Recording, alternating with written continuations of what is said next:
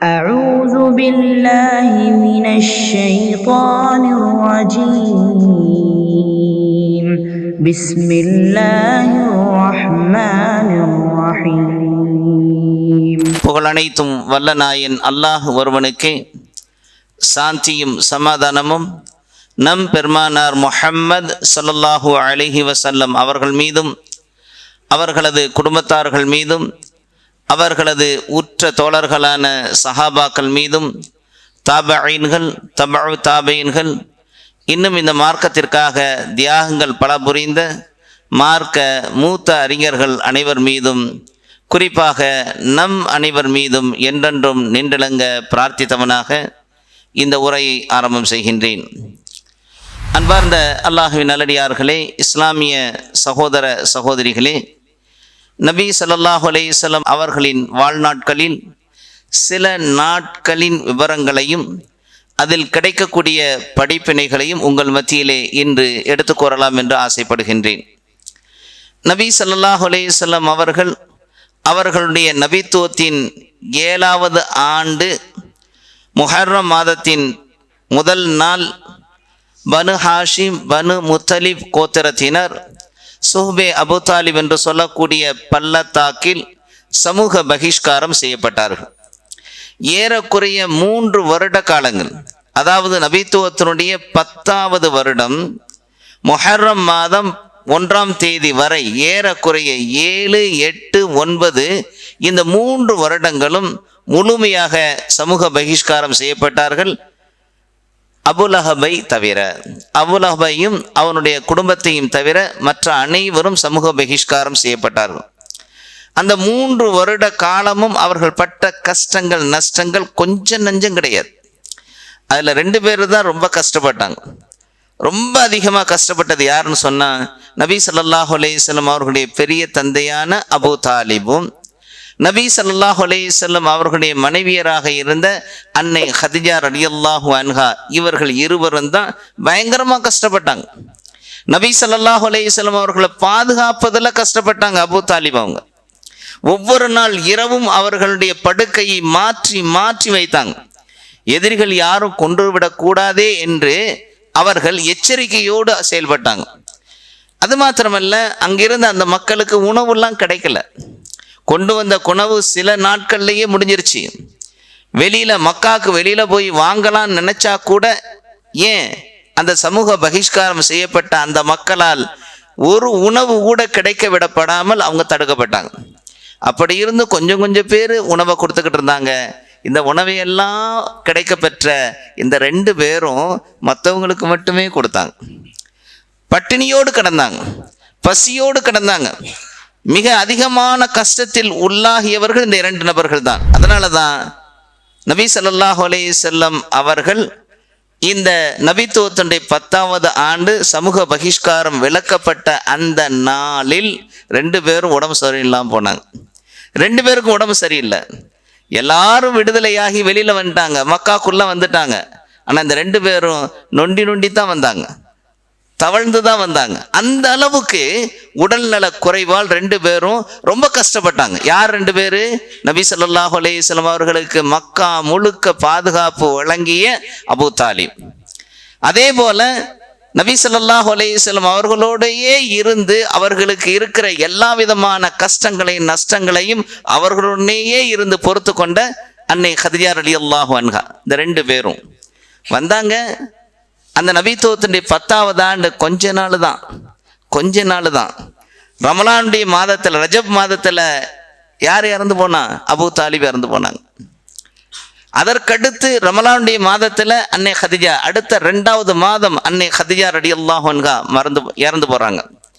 2 பேரும் இறந்து போன உடனே மக்கால நபி ஸல்லல்லாஹு அலைஹி வஸல்லம் இந்த சத்தியத்தை எடுத்து உரைப்பதற்கான பாதுகாப்பும் கிடையாது, அவர்களுக்கு ஆதரவு தரக்கூடிய அவரது மனைவியும் கிடையாது. இப்படிப்பட்ட சூழ்நிலையில் நபி ஸல்லல்லாஹு அலைஹி வஸல்லம் அவங்க இருந்தாங்க. அந்த நேரத்தில் ஒரு முடிவு எடுத்தாங்க. சரி, நம்ம என்ன செய்யலாம்?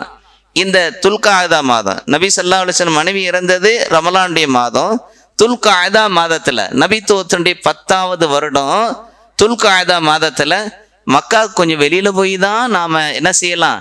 இந்த சத்திய செய்தியை தீனுல் இஸ்லாத்தை எடுத்து சொல்லலான்னு எங்கே போகிறாங்க? தாயிஃபுக்கு போகிறாங்க. தன்னுடைய வளர்ப்பு மகன் ஸைத் பின் ஹாரிஸா ரலியல்லாஹு அன்ஹு அவங்கள கூப்பிட்டுக்கிட்டு போய் அங்கே இருக்கக்கூடிய, அதாவது அங்கே அந்த நாட்டை ஆண்டு கொண்டிருந்த மக்கள் யாருன்னா சகீப் என்று சொல்லக்கூடிய கூட்டத்தினர். அந்த சகீப் கூட்டத்தினருடைய தலைவராக இருந்தவன் இறந்து போயிருக்கிறான். அந்த நேரத்தில் அம்ர் இப்னு உமைர் அஸ்-ஸகபி என்று சொல்லக்கூடிய அவன் இறந்து போயிட்டான். அவனுக்கு 3 பிள்ளைங்க இருந்தாங்க. ஒருத்தன் பேர் அப்து யாலில், இன்னொருத்தன் பேர் மஸ்ஊத், இன்னொருத்தன் பேர் ஹபீப். 3 பேர்கிட்டையும் போனாங்க. போய் கேட்டாங்க நபி ஸல்லல்லாஹு அலைஹி வஸல்லம், எப்பா நான் அல்லாஹ்வுடைய தூதர், நான் சத்தியத்தின் செய்தியை கொண்டு வந்திருக்கிறேன், ஏற்றுக்கொள்ளுங்க, உங்களுடைய மக்களுக்கு இதை எடுத்து சொல்லுங்க. ஒருத்தன் சொன்னான், நீ மட்டும் இறைவனுடைய தூதராக இருந்தால் நான் காபாவுடைய திரைச்சிலே கிழிச்சு போட்டுருவேன் அப்படின்னா ஒருத்தன். இன்னொருத்தன் என்ன தெரியுமா செஞ்சான், நீ சொல்றது மட்டும் உண்மையா இருந்தா உன்னை தவிர வேற யாரையும் நபியா அனுப்புறதுக்கு அல்லாஹ்வுக்கு வேற ஆளே கிடைக்கலையான்னு கேட்டான். 2வது ஆள். 3வது ஆள் என்ன கேட்டான் தெரியுமா, நீ நல்லவனா இருந்தா உன்கிட்ட பேசுறது கஷ்டம், ஏன்னா நீ ஏதாவது சபிச்சிட்டீன்னா வேண்டாம், நீ கெட்ட ஆளா இருந்தா உன் பேச்சு நான் கேட்கக்கூடாது, அதனால நான் இதெல்லாம் கேட்க மாட்டேன். 3 பேரும் தவிர்த்தாங்க. நபி ஸல்லல்லாஹு அலைஹி சொன்னாங்க, அப்படின்னா நீங்கள் உங்களுக்குள்ளேயே வச்சுக்கோங்க, மக்கள் மத்தியில் சொல்லி ஏதாவது ஏற்பாடு செஞ்சு நீ விரட்டிடாதீங்கன்னு கேட்டுட்டு தான் நபி ஸல்லல்லாஹு அலைஹி வஸல்லம் 10 நாள், எத்தனை நாள், 10 நாளும் தாயிஃபினுடைய அந்த நகரத்தினுடைய எல்லா வீதிகள்லையும் போய் போய் போய் தானும் தன்னுடைய வளர்ப்பு மகனாக இருக்கக்கூடிய ஸைத் பின் ஹாரிஸா ரலியல்லாஹு அன்ஹு அவங்களும் போய் எல்லா மக்களையும் சந்திக்கிறாங்க, செய்திகளை எடுத்து சொல்கிறாங்க. 10 நாள் முடிஞ்சிருச்சு. என்னாச்சு? 10 நாள் முடிஞ்சிச்சு. அந்த மக்கள் ஒவ்வொரு நாளும் வேக வேகமாக வெளிக்கிளம்புனாங்க. 10வது நாள் அந்த தெருவினுடைய 2 பக்கமும் நின்றுக்கிட்டாங்க. அடிமைகள், இளைஞர்கள், சிறார்கள், வம்பர்கள் எல்லாரும் தன்னுடைய கையில் கல்லை எடுத்துக்கிட்டு நின்றாங்க. ஒழுங்கா போயிரு, இல்லை இந்த கல்லு தான் பேசுனாங்க. அப்போ நபி ஸல்லல்லாஹு அலைஹி வஸல்லம் அந்த செய்தியை மக்கள் மத்தியில் சொல்கிற போது கல்லை தூக்கி எறிய ஆரம்பிச்சிட்டாங்க. கல்லை எரிஞ்சது மாத்திரமல்ல, விரட்ட ஆரம்பித்தாங்க. நபி ஸல்லல்லாஹு அலைஹி வஸல்லம் ஓடுறாங்க, ஓட ஓட ஓட ஓட கல்லை தூக்கி அடிச்சுக்கிட்டே வர்றாங்க. ஸைத் பின் ஹாரிஸா இந்த சைடும் திரும்பி திரும்பி தன்னுடைய உடல்ல கல்லை வாங்குறாரு. தலையில ரத்தம், முதுகுல ரத்தம், காலில் ரத்தம். ஆனால் ஓடக்கூடிய அவர்களுடைய காலை பார்த்தே அடிச்சாங்க, ஏன்னா கீழே விழுகட்டும், இன்னும் கல்லை கொண்டு நல்லா எரியலாம் அடிச்சாங்க. ஆனாலும் கூட அங்கிருந்து அப்படியே ஓடி ஓடி ஓடி 2 பேரும் ரபியா என்று சொல்லக்கூடியவருடைய மகங்க 2 பேர், உத்பா பின் ரபியா, ஷைபா பின் ரபியா என்று சொல்லக்கூடிய 2 பேருக்கு சொந்தமானது. மக்காவை சேர்ந்த அந்த 2 பேர் இருக்காங்க, குறைஷி குலத்தை சேர்ந்தவங்க. அவங்களுடைய தோட்டம் இருந்துச்சு. அங்கே உள்ள 3 மைல் தொலைவு விரட்டினாங்க. 3 மைல் தொலைவு அவங்க விரட்டினாங்க. அந்த விரட்ட விரட்ட விரட்ட விரட்ட அந்த தோட்டத்துக்குள்ள விழுந்துட்டாங்க. தோட்டத்துக்குள்ள விழுந்து நபி ஸல்லல்லாஹு அலைஹி வஸல்லம் ஸைத் பின் ஹாரிஸா ரலியல்லாஹு அன்ஹு இந்த 2 பேரும் விழுந்துட்டாங்க. விழுந்து அப்படியே தாகத்தோடு ஏக்கத்தோடு நிற்கிறாங்க. அந்த நேரத்தில் நபி ஸல்லல்லாஹு அலைஹி வஸல்லம் கேட்டாங்க பாருங்க, அந்த துவா இப்படித்தாங்க துவா கேட்கணும், இப்படித்தான் துவா கேட்கணும். நபி ஸல்லல்லாஹு அலைஹி வஸல்லம் கேட்குறாங்க, அந்த துவாவை சொல்கிறேன் கேளுங்க. யா அல்லாஹ், என்னுடைய ஆற்றல் குறைவையும் என்னுடைய திறமை குறைவையும் நான் மனிதர்களிடம் மதிப்பின்றி இருப்பதையும் உன்னிடத்திலே முறையிடுகிறேன் யா அல்லாஹ். சொல்றாங்க, நான் மக்களிடத்துல திறமை குறைவா இருக்கிறேன், ஆற்றல் குறைவா இருக்கிறேன், மதிப்பிழந்து போயிருப்பதை உன்னிடத்திலேயே முறையிடுகிறேன். கருணையாளர்களிலெல்லாம் மிகப்பெரிய கருணையாளனே, யா ரஹ்மர் ராஹிமீன், யா ரஹ்மர் ராஹிமீன், கருணையாளர்களுக்கெல்லாம் மிகப்பெரிய கருணையாளனே, நீதான் எளியோர்களை காக்கக்கூடியவன். எளியவர்கள் இருக்காங்க இல்லையா, அவர்களை காக்கக்கூடியவன் நீதான் யா அல்லாஹ், நீதான் யா அல்லாஹ் என்னையும் காக்கக்கூடியவன் யா அல்லாஹ் சொல்றாங்க. எளியவர்களை மட்டும் காப்பாற்றுறவன் கிடையாது, என்னையும் காப்பாற்றக்கூடியவன் நீதான் யா அல்லாஹ். நீ என்னை யாரிடம் யா அல்லாஹ் ஒப்படைக்கிறாய் கேட்குறாங்க. எப்படி கேட்குறாங்க பாருங்க, நீ யாரிடம் என்னை ஒப்படைக்கிறாய்? என்னை கண்டு முகம் சுளிக்கக்கூடிய கடுகடுக்கக்கூடிய அந்நியனிடமா யா அல்லாஹ் கேட்குறாங்க. அல்லது என்னுடைய காரியத்தை நீ உரிமையாக்கி கொடுத்திருக்கக்கூடிய அந்த பகைவர்களிடமா யா அல்லாஹ், எனிமிகளிடமா யா அல்லாஹ் கேட்குறாங்க. உனக்கு என் மீது கோபம் இல்லையானால், அடுத்து சொல்றாங்க, உனக்கு என் மீது மட்டும் கோபம் இல்லையானால் இந்த கஷ்டங்களை எல்லாம் நான் பொருட்படுத்தவே மாட்டேன் சொல்கிறாங்க. உனக்கு ஏது என் மேலே கோபமா யா அல்லாஹ் கேட்குறாங்க. உனக்கு ஏது என் மேலே கோபமா? அப்படி உனக்கு கோபம் இல்லைன்னா நான் ஒன்றும் பொருட்படுத்த மாட்டேன். இன்னும் என்ன அடி வாங்குறதான் கூட அடி வாங்கிக்கிருவேன். எனினும் நீ கொடுக்கக்கூடிய, நீ வழங்கக்கூடிய சுகத்தையே நான் எதிர்பார்க்கிறேன். இருந்தாலும் கூட நீ எனக்கு வழங்கக்கூடிய அந்த சுகத்தை நான் எதிர்பார்க்கிறேன் யா அல்லாஹ். அதுவே எனக்கு மிக விசாலமானது. உன்னுடைய திருமுகத்தின் ஒளியினால், உன்னுடைய முகத்தினுடைய அந்த ஒளி நூறினால் இருள்கள் அனைத்தும் பிரகாசம் அடைந்தன, பிரைட் ஆயிருச்சு. உன்னுடைய மறுமையின் காரியங்கள் சீர்பற்றன. அத்தகைய உன் திருமுகத்தின் ஒளியின் பொருட்டால் உன்னுடைய கோபம் என் மீது இறங்குவதிலிருந்தும், உன்னுடைய அதிருப்தி என் மீது இறங்குவதிலிருந்தும் நான் உன்னிடத்திலே பாதுகாவல் தேடுகிறேன் யா அல்லாஹ். யா அல்லாஹ், நீயே பொருத்தத்திற்குரியவன். யா அல்லாஹ், நீயே பொருத்தத்திற்குரியவன். நீ பொருந்தி கொள்ளும் வரை, யா அல்லாஹ், நீ என்னை பொருந்தி கொள்ளும் வரை உன் கோபத்திலிருந்து பாதுகாப்பு தேடுகிறேன். நீ என்னை பொருந்திக்கோ யா அல்லாஹ், என்னை ஏற்றுக்கொள் யா அல்லாஹ். அந்த நேரம் வரைக்கும் உன்னிடத்தில் பாதுகாவல் தேடுகிறேன். யார் கேட்குறா? அண்ணன் நபி ஸல்லல்லாஹு அலைஹி வஸல்லம், அகிலத்தின் அருள் கொடை, உலக மக்களுக்கெல்லாம் முன்மாதிரியாக வந்த ரஹ்மத்தில் ஆலமீன் நபி ஸல்லல்லாஹு அலைஹி வஸல்லம் கேட்குறாங்க. கேட்டுட்டு சொல்கிறாங்க, யா அல்லாஹ், பாவத்திலிருந்து தப்பிப்பதும் நன்மை செய்ய ஆற்றல் பெறுவதும் உன் அருள் பெறாமல் முடியாது யா அல்லாஹ். லா ஹவுல வலா குவத இல்லா பில்லாஹ் என்று சொல்லி முடிக்கிறான். அன்பார்ந்த சகோதரரை, எவ்வளோ ஒரு அருமையான துவா பாருங்க. எந்த நேரத்தில் இரத்த சகதியாக இருக்கிறாங்க, இரத்த சகதியாக இருக்கிற போது நபி ஸல்லல்லாஹு அலைஹி வஸல்லம் என்ன மாதிரி துவா கேட்டாங்கிறதா மிகப்பெரிய படிப்பினை. சாதாரணமாலாம் கேட்கல. அங்கே நிற்கிறவங்க வந்து உட்காருங்க. சாதாரணமாலாம் கிடையாது, சும்மா லேசெல்லாம் கேட்கல. நபி ஸல்லல்லாஹு ஒவ்வொரு வார்த்தைக்கும், ஒவ்வொரு அந்த எழுத்துக்கும் வார்த்தைக்கும் ரொம்ப அர்த்தம் இருக்கு. நம்ம அப்படி கேட்குறோமா? உடனே நீ கைவிட்டியே யா அல்லாஹ், உனக்கு கண்ணு இல்லையா, அது இல்லையா, இது இல்லையா, என்னென்னமோ கேட்குறோமே. ஆனால் நபி ஸல்லல்லாஹு அலைஹி எப்படி கேட்டிருக்கிறாங்க பாருங்க.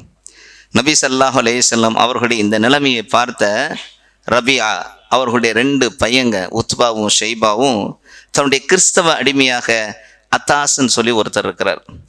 அவர்கிட்ட திராட்சை பழங்களை, கிரேப்ஸை வந்து கொடுத்து, நீ அவர் ரொம்ப நொந்து போய் ஏதோ அடிபட்டு கிடக்கிறாரு, கொண்டு கொடுப்பா அப்படின்னு கொடுக்குறாங்க.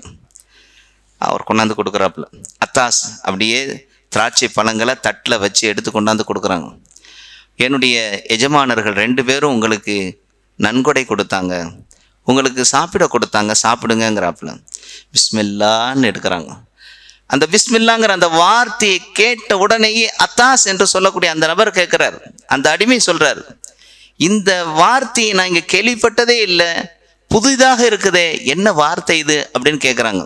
நபி ஸல்லல்லாஹு அலைஹி வஸல்லம் திருப்பிக்கிட்டு கேட்குறாங்க, அத்தாஸே, நீங்கள் எந்த ஊர், எங்கேருந்து வந்திருக்கிறீங்க கேட்குறாங்க.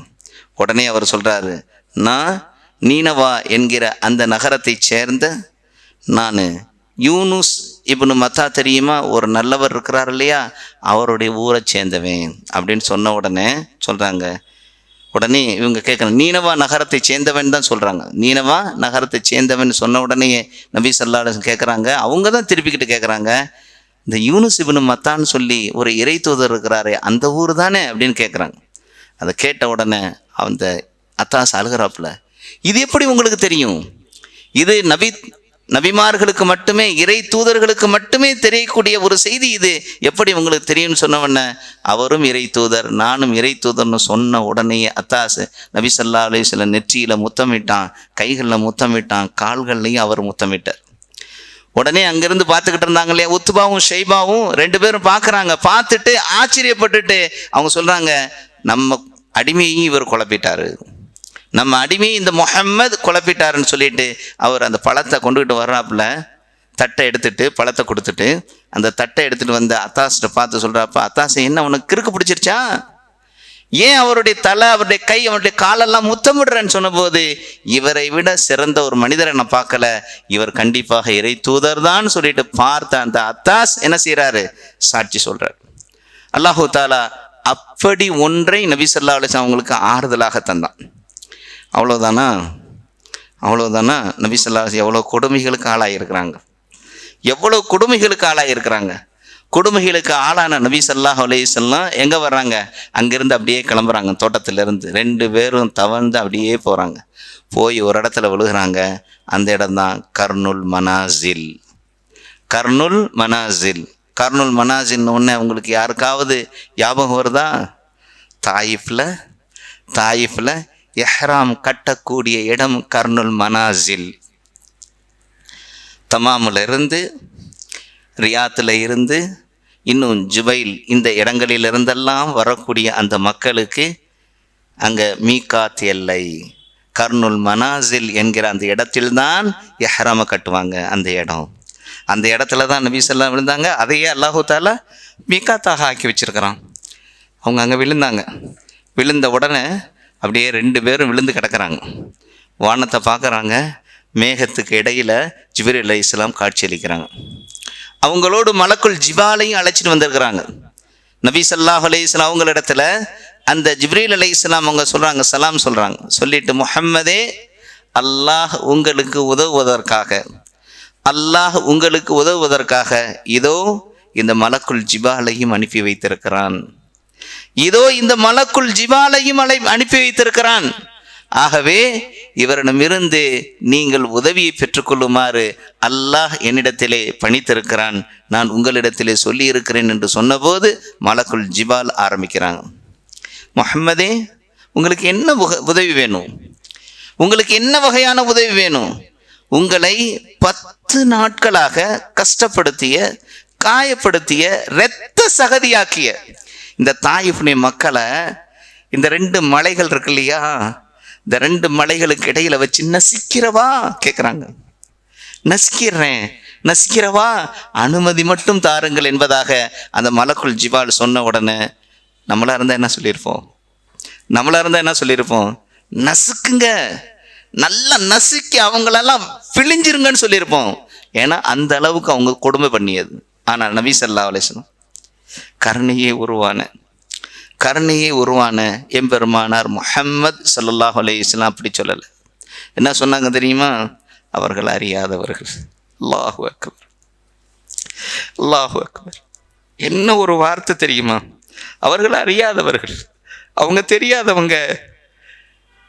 இவர்களுக்கு பின்னால் இவர்களுடைய சந்ததிகள் இந்த மார்க்கத்தை ஏற்றுக்கொண்டு இந்த மார்க்கத்திலே மிக நல்ல முறையில் இருப்பார்கள் என்பதை நான் ஆதரவு வைக்கிறேன் என்பதாக நபி ஸல்லல்லாஹு அலைஹி வஸல்லம் சொன்னாங்க. எவ்வளோ பெரிய வார்த்தை! சாதாரண வார்த்தையா? நபி ஸல்லல்லாஹு அலைஹி வஸல்லம் தூர நோக்கு இருந்துச்சு. நம்மெல்லாம் அன்னன்னைக்கு காரியத்தை முடிச்சிடணும். இன்னைக்கு காரியமா அவருக்கு நமக்கு ஆகலையா, அன்னைக்கு வெட்டு 1 துண்டு 2. நபி ஸல்லல்லாஹு அலைஹி வஸல்லம் அப்படி இருந்ததில்லை. நபி ஸல்லல்லாஹு அலைஹி வஸல்லம் தூர நோக்கோடு பார்த்தாங்க. இந்த தீனை உயர்ந்தோங்க கூடிய மக்கள் இந்த சந்ததியில் வருவாங்க. இன்னைக்கு நீங்கள் போய் பார்த்தீங்கன்னா தெரியும், எங்கே இருக்காங்க? தாயிஃபில் மிகப்பெரிய ஷேக்களின்றளவும் இருக்கிறாங்க. மிகப்பெரிய கற்றறிந்த அறிஞர்களுடைய கூடாரம் அது தாயிஃப். அல்லாஹ் அப்படி ஆக்கி வச்சுட்டான். யாருடைய ஆதரவு? நபி ஸல்லல்லாஹு அலைஹி வஸல்லம் அவங்களுடைய ஆதரவு. ஆகவே அன்பார்ந்த சகோதரர்களே, இன்றைக்கெல்லாம் நாம் எப்படி வாழ்ந்துக்கிட்டு இருக்கிறோம் அப்படின்னா, எப்படி வாழ்கிறோம்? நமக்கு ஏதாவது ஒரு கஷ்டம், ஒரு துன்பம், ஒரு துயரம் ஏற்பட்டுச்சுன்னா போதும், அத்தோடு நமக்கு எல்லாம் முடிஞ்சு போச்சு. உடனே நாம் என்ன செய்கிறோம்? அதில் ஆக்கிரமித்து எழுதுகிறோம். ஆனால் நபி ஸல்லல்லாஹு அலைஹி வஸல்லம் அப்படி இல்லை. அல்லாஹ்விடத்தில் ஆதரவு வச்சாங்க. அல்லாஹ்விடத்தில் துவா கேட்டாங்க. நான் சொன்னேன், இப்படிப்பட்ட துவாக்களை கேட்கணும். இறைவா என்னை மன்னித்து விடு யா அல்லாஹ், என் மீது கருணை காட்டு யா அல்லாஹ். யா அல்லாஹ், உன்னுடைய அருளையும் உன்னுடைய நேசத்தையும் உன்னுடைய பாசத்தையும் நீ வழங்கக்கூடிய கூலியையும் இம்மையிலும் மறுமையிலும் எங்களுக்கு கொடு யா அல்லாஹ். யா அல்லாஹ், நாங்கள் அறியாதவர்களாக இருக்கிறோம். நீ எங்கள் மீது கோபம் மட்டும் நீ கொள்ளாமல் இருந்து விடு யா அல்லாஹ், கருணை காட்டு யா அல்லாஹ். யா அல்லாஹ், உன்னுடைய கருணை விசாலமானது யா அல்லாஹ். உன்னுடைய கருணை ஏதோ சுருக்கி கொஞ்சம் ஒரு இடத்துல இல்லை, விசாலமானது. அந்த விசாலத்தை எங்கள் மீது நீ பரப்பி விடு யா அல்லாஹ். இப்படி கேட்கணும். அப்படி கேட்குறோமா? ஒரு சின்ன கஷ்டம் வந்தால் கூட துவண்டு போகிறோமே, அவ்வளோ பெரிய கஷ்டம் வர்ற போது கூட துவலலையே நபி ஸல்லல்லாஹு அலைஹி வஸல்லம். அல்லாஹ்விடம் தானே தன்னுடைய தவக்குலை வச்சுருந்தாங்க.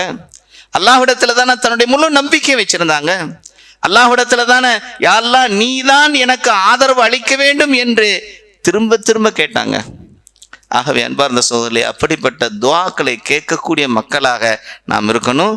இரண்டாவது, நம்மை தாக்கிய, நம்மை எதிர்த்த, நம்மை ஏதாவது ஒரு கஷ்டத்திற்கு உள்ளாக்கியவர்களை நாம் மன்னிக்கணும். லா யர்ஹமுல்லாஹ் மன் லா யர்ஹமுன் நாஸ். நபி ஸல்லல்லாஹு அலைஹி வஸல்லம் சொல்றாங்க, யார் மனிதர்கள் மீது இரக்கம் காட்டவில்லையோ அவர்கள் மீது அல்லாஹ் இரக்கம் காட்ட மாட்டான். அன்பார்ந்த சகோதரர்களே, நாம் என்ன செய்யணும்? மன்னிக்கணும். யார் பிறருடைய குறைகளை மறைக்கிறாரோ, மன்னிக்கிறாரோ, அவருடைய குறைகளை நாளை மறுமை நாளில் அல்லாஹ் மறைக்கிறான், மன்னிக்கிறான். இத்தோடு இந்த விவகாரம், இந்த நிகழ்வு முடியல. அடுத்தும் இன்னும் நபி ஸல்லல்லாஹு அலைஹி வஸல்லம் அவர்களுடைய இன்னும் ஒரு படிப்பினை இதில் இருக்குது. நபி ஸல்லல்லாஹு அலைஹி வஸல்லம் அவர்களுக்கு இந்த மனிதர்கள் தான் ஏற்றுக்கிறல, ஆனால் ஜின்களின் ஒரு கூட்டம் இந்த தீனை ஏற்றுக்கொள்ளும் என்று நபி ஸல்லல்லாஹு அலைஹி வஸல்லம் அவர்கள் என்ன செய்யறாங்க? கொஞ்சம் தூரத்தில் போய் வாதி நக்லா என்கிற ஒரு இடத்துக்கு நபி ஸல்லல்லாஹு அலைஹி வஸல்லம் போய் அங்கே குர்ஆனை ஓத ஆரம்பிக்கிறாங்க. அந்த வழியாக சென்ற ஜின்களின் கூட்டம் அதை கேட்டுட்டு தன்னுடைய கூட்டத்தார்கள் எல்லாத்தையும் போய், நாங்கள் ஒரு செய்தியை கேட்டோம், ஒரு கிதாபு, ஒரு வேதத்தை கேட்டோம். அந்த வேதத்தினுடைய செய்திகள் மூசா அலைஹிஸ்ஸலாம் அவர்களுடைய வேதத்தை ஒட்டிய செய்திகளாக இருக்கிறது. ஆகவே இந்த வேதத்தை நாம் நம்பிக்கை கொண்டால் மறுமையில் வெற்றி அடைவோம் என்று ஒரு மிகப்பெரிய கூட்டம் இஸ்லாத்தை ஏற்றுக்கொண்டதாக நபி ஸல்லல்லாஹு அலைஹி வஸல்லம் அவர்களுக்கு அல்லாஹ் வஹி செய்தியாக இறக்குறான். அதாவது அல்லாஹு தஆலா அஹ்காப்ல, சூரத்துல் அஹ்காப்ல 29, 30, 31 வசனங்கள் அல்லாஹ் சொல்றான், நபியே, இந்த குர்ஆனை கேட்கும் பொருட்டு ஜின்களில் சிலரை நாம் உங்களிடம் வருமாறு செய்து, அவர்கள் வந்த சமயத்தில் அவர்கள் தங்கள் மக்களை நோக்கி, அந்த ஜின்களை நோக்கி, நீங்கள் வாய்பொத்தி இதனை கேட்டுக்கொண்டு இருங்கள் என்று கூறினார்கள். இது ஓதி முடிவு பெறவே தங்கள் இனத்தார்களிடம் சென்று அவர்களுக்கு அச்சமூட்டி எச்சரிக்கை செய்தனர். அல்லாஹ் இதையெல்லாம் நபி ஸல்லல்லாஹு அலைஹி வஸல்லம் அவங்களுக்கு அடுத்து வஹி செய்தியாக இறக்கினான். அவர்களை நோக்கி, எங்கள் இனத்தாரே, நாங்கள் நிச்சயமாக ஒரு வேதத்தை செவியுற்றோம். அது மூசாவுக்கு பின்னர் அருளப்பட்டிருக்கிறது. அது தனக்கு முன்னால் உள்ள எல்லா வேதங்களையும் உண்மைப்படுத்துகிறது. அது சத்தியத்திலும் நேரான பாதையிலும் செலுத்துகிறது. எங்கள் இனத்தாரே, அல்லாஹ்வின் பக்கம் அழைப்பவர்களுக்கு பதில் கூறி அவரை நம்பிக்கை கொள்ளுங்கள். உங்கள் பாவங்களை அல்லாஹ் மன்னித்து விடுவான்.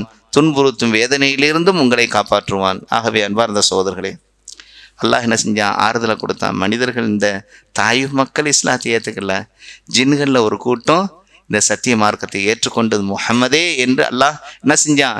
ஆறுதலை தந்தான் நபி ஸல்லல்லாஹு அலைஹி வஸல்லம் அவர்களுக்கு. அன்பார்ந்த சகோதரர்களே, அல்லாஹு தஆலா இம்மையிலும் அல்லாஹ்வுடைய அந்த சோதனைகள், வேதனைகள், அல்லாஹ் தரக்கூடிய சில நபி ஸல்லல்லாஹு அலைஹி வஸல்லம் அவர்கள் படாத இந்த சோதனைகளா, வேதனைகளா, அதை விடவா நம்ம பெற்ற போகிறோம்?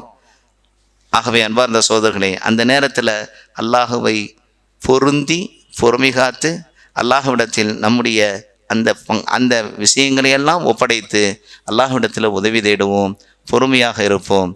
அல்லாஹ்வினுடைய இந்த பாதையில் நாம் இருக்கக்கூடிய காலகட்டத்தில் யாரெல்லாம் நமக்கு துன்பங்களையும் துயரங்களையும் இழைத்தார்களோ அவர்களை மன்னிப்போம். அல்லாஹ் நம்முடைய பாவங்களை மன்னிப்பான். யா அல்லாஹ், எங்களுடைய பாவங்களை மன்னித்து விடு யா அல்லாஹ், எங்களுடைய குற்றங்குறைகளை நீக்கிவிடு யா அல்லாஹ். யா அல்லாஹ், இந்த சத்திய மார்க்கத்தை ஏற்று நடக்கக்கூடிய காலகட்டத்தில் எங்களுக்கு இடையூறாக வரக்கூடிய எல்லா விதமான விஷயங்களிலிருந்தும் எங்களுக்கு பாதுகாப்பை தந்து, யா அல்லாஹ், உன்னை மட்டுமே நம்பிக்கை கொண்டு, உன் மீதே தவக்குல் கொண்டு, உன்னுடைய சத்திய வழியிலேயே நடந்து இம்மை மறுமை வெற்றிகளை பெறக்கூடிய நன்மக்களாக ஆக்கி வைப்பாயாக. வ ஆகிரு தஅவானா அனில் ஹம்துலில்லாஹி ரப்பில் ஆலமீன்.